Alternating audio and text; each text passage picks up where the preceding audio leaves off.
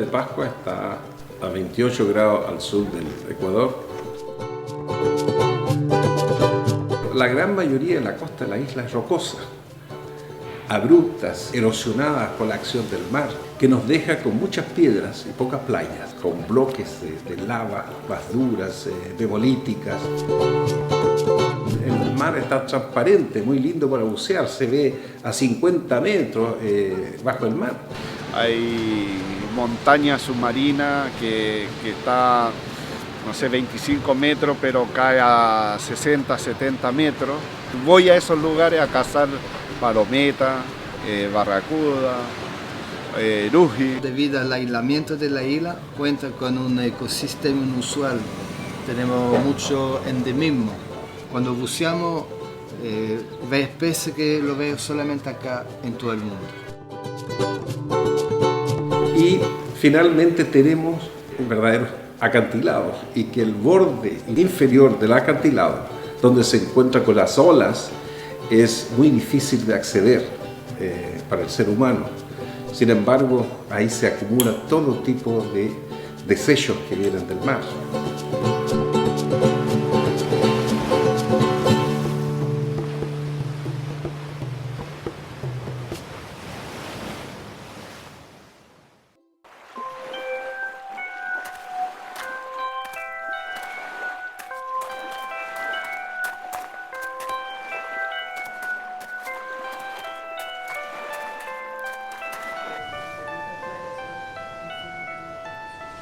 Cada verano hacemos un muestreo de 4 playas aquí en la región de Coquimbo y cuantificamos toda la basura que encontramos. La llevamos al laboratorio donde la analizamos en gran detalle. Y este programa lo hemos mantenido de nuestro laboratorio científico por los últimos 12 años.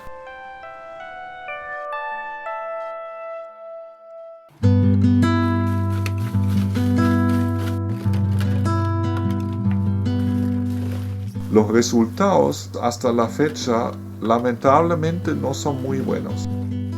Tenemos una tendencia de aumento continuo durante estos 2 años. Con la colaboración de los científicos de la basura, con los escolares, nos dimos cuenta que toda la basura aquí en la costa chilena proviene de Chile mismo, de nosotros mismos. Todos somos parte de este problema.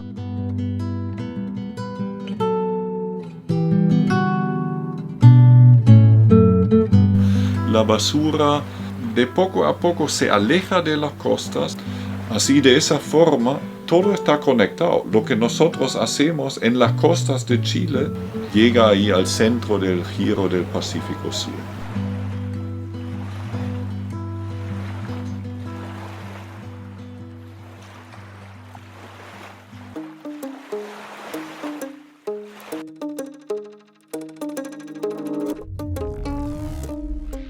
So what is a gyre?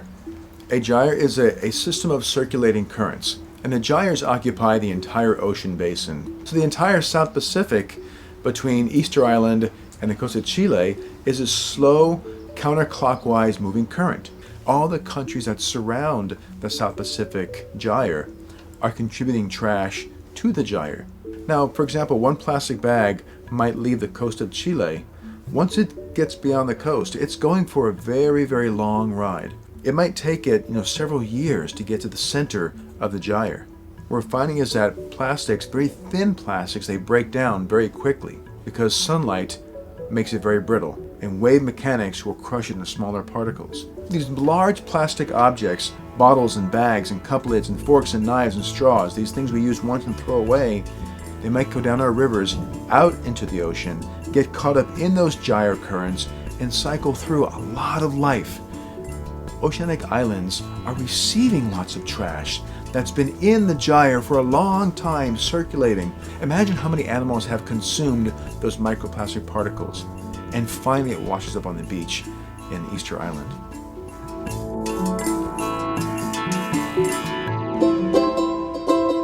Así nació la idea para este proyecto, demostrar ese problema, demostrar cómo las corrientes oceánicas mueven la basura contar a las personas la problemática del plástico en el océano y cómo este elemento ha entrado al ambiente y se está moviendo y asociando a todo lo que ocurre en el ecosistema de forma natural. Es un elemento que está en el ecosistema y que está teniendo repercusiones. Para nosotros, conocer a la Nua Piru en Isla de Pascua fue súper importante porque el trabajo que ella realiza tiene bastantes similitudes con los objetivos, con lo que nosotros estamos buscando. Ella educó mucho a su pueblo. El trabajo ahora es en conjunto, gracias a ella, gracias a que su trabajo siempre fue constante. Mamá Piru hizo eso, empezó y nosotros viéndola todo el tiempo que íbamos a las costas, nosotros dijimos, ¿por qué no nosotros nos ayudarla también? Y al ayudarla a ella nos ayudamos nosotros mismos. Estamos todos trabajando en pos de una cultura más amigable con este ambiente en el que vivimos. Una de las soluciones al problema de la basura oceánica es la educación. Y nosotros tenemos una responsabilidad muy alta también de enseñarle a los niños, porque ellos son muy perceptivos a esa problemática y ellos muchas veces nos hacen las preguntas adecuadas. Ellos saben que ese plástico es malo. Ellos saben que ese plástico los pescados comen y te dice lo que ellos sienten. Tú ves los problemas con ellos porque tú lo sientes con ellos como ellos sienten como niños.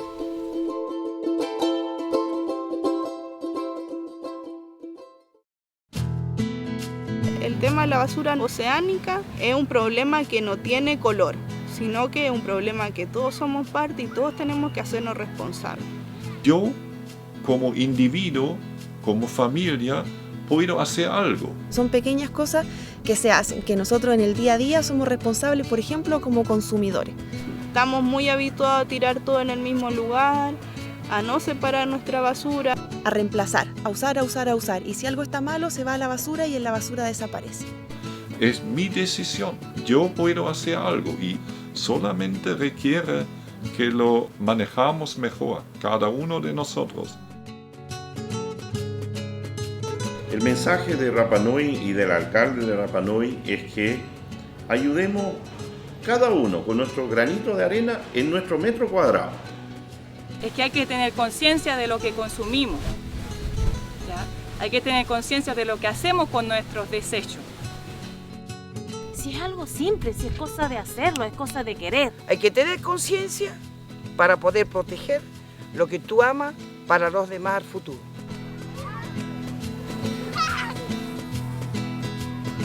Como nosotros dice, mana. Moayo te mana. Y ahí te manado. Moayo te manado. Y ahí te rangi, y ahí te hinua, y ahí te vaicaba. Y ahí coge, y ahí era, y ahí ya. Consciente.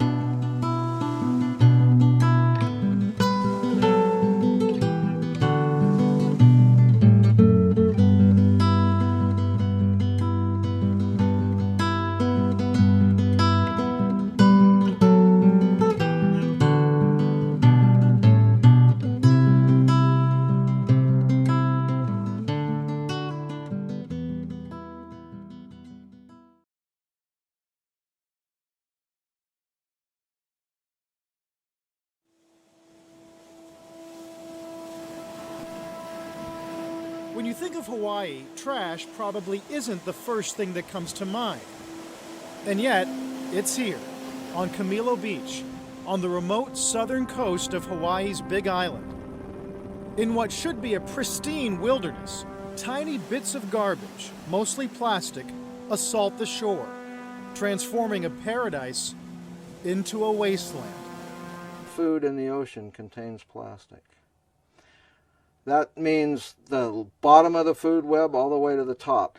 the zooplankton that we find in our trawls, we can bring them right up on deck and begin dissecting them and find little pieces of plastic fishing line, bits of plastic fragments in their tissue.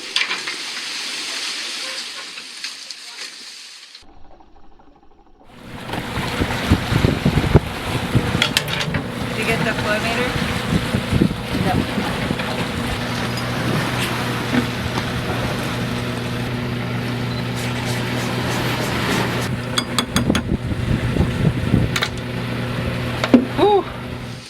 One single hour-long sample.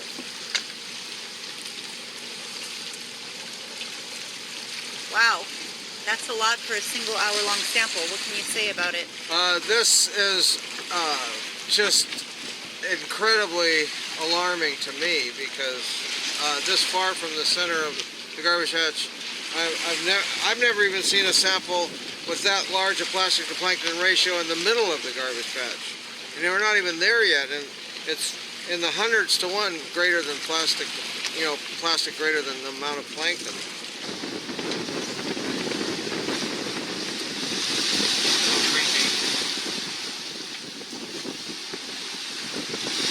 Looks like plastic.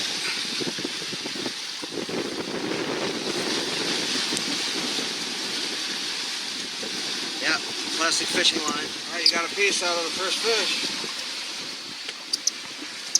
First fish had plastic. Big predator. Albacore tuna. We now have evidence that albacore tuna eats plastic. Probably through secondary.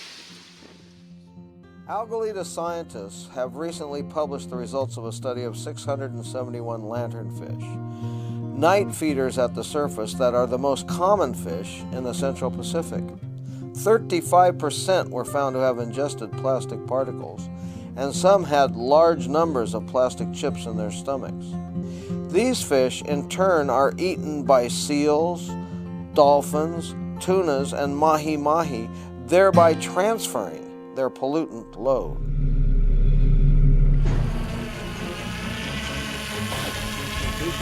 Flow meters, 14, 15, 20.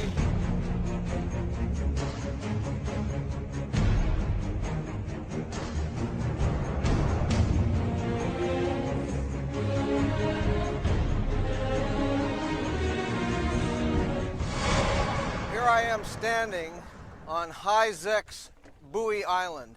These High-Zex buoys, these large black buoys, were released by the Japanese tsunami on March 11th, 2011.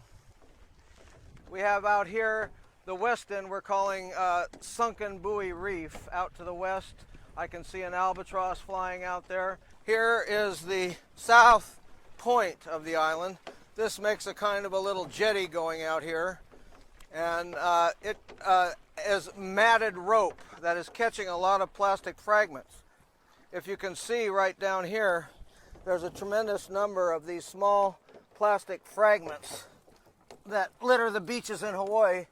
These fragments have been caught by this island and serves as a beach out here in the middle of the garbage patch, collecting the garbage. We do not have the technology or the wherewithal to tow it away or dismantle it and take it away. We're a small research vessel, so this will have to remain here when we leave.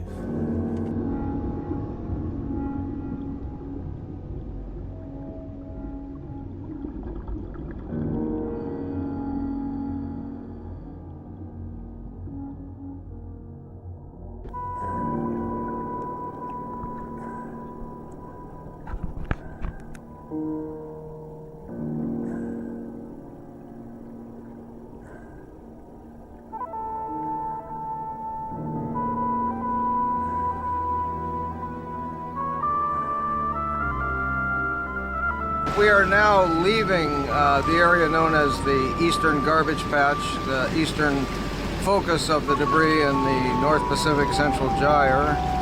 And as such, we want to kind of get a feeling for how the debris thins out as we leave this so-called garbage patch. Okay, so there we have. If we're not in the plastic soup, where are we?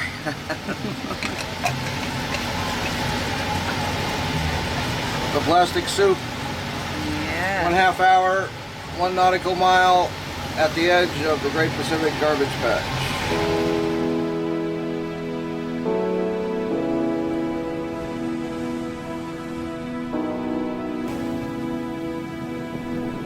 After 3,375 miles of travel aboard oceanographic research vessel Algeta, I come back to report to you that my 10th voyage to the Great Pacific Garbage Patch was a shocker.